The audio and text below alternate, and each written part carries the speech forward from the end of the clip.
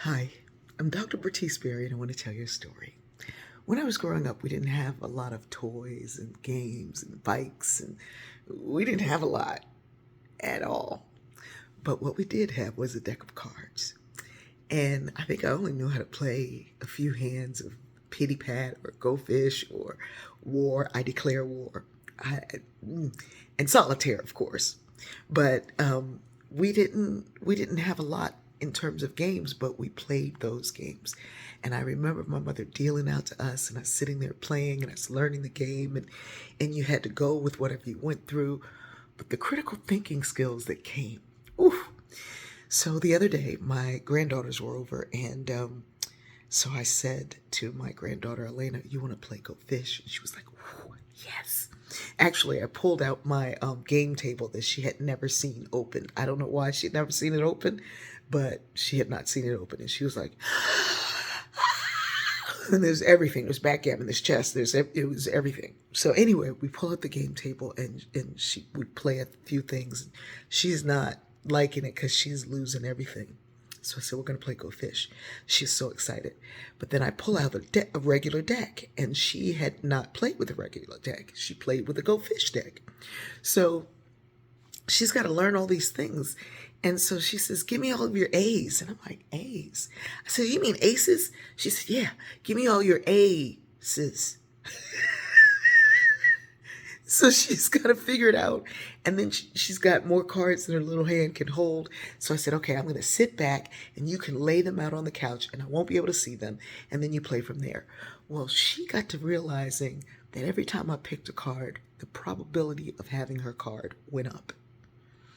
And so she would kind of like watch and go, give me all your A's. I was like, Go Fish. And then she decided she was going to change the name of the game. Do you have any, I'd say, do you have any fives? And she says, sadly, I don't. And she said, I'm going to call this game Sadly, I Don't. And I was like, no, Elena, you don't get to rename the game. The game's called Go Fish. She's like, and I'm like, sadly, you don't get to. So she's like, okay. So sadly, I don't. It was cute, but that's not the name of the game. We're here for critical thinking. I can hear you all over there going, but let her play. Sadly, I did. Let her play that. Critical thinking is critical, and clearly our nation is missing it. Anyway, so she begins to play, and she keeps asking for this ace, and she keeps asking, but she's calculating how many cards are left. She's looking and saying, that ace has got to come up. I did not get it. And so finally I get this ace. And I'm sitting there. She's called several different numbers since then, and I'm thinking she'll forget. And she looks at me and goes, give me that ace.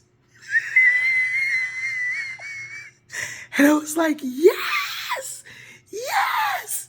And so, just watching her, she said, Gooey, I'm getting the hang of this. Go Fish. There are ways to encourage and teach and instruct. And for my mother to only have had that poor little deck of cards and have shown us so many things. Now, she also showed us to stay away from gambling. We were not allowed to play pinball. She's like, if it doesn't give you a hot dog, don't play it. But to show us so many things, the counting, and to this day I can count cards, but to show us all these things, if this, then that, in a little game of pity pat or whatever it was, that at some point your card is going to come up. And I think